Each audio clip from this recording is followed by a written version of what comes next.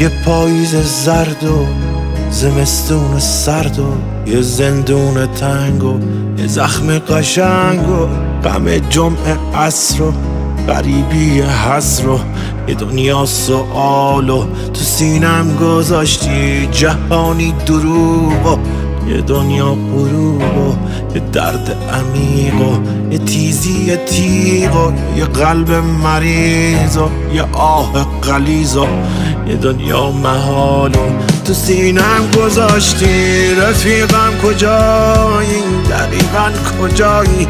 کجایی تو بی من؟ تو بی من کجایی؟ رفیقم کجایی؟ دقیقاً کجایی؟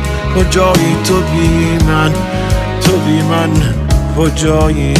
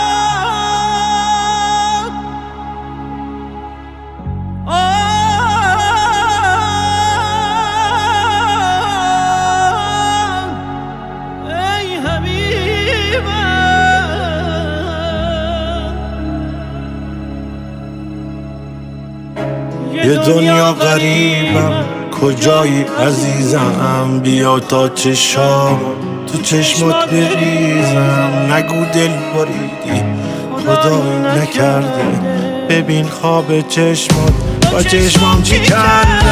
همه جا رو گشتم، کجایی عزیزم؟ بیا تا رگامو تو خونت بریدم. بیا رو تو رو کن، منو زیر و رو کن. بیا زخم‌هامو یه جوری رفو کن. عزیزم کجایی؟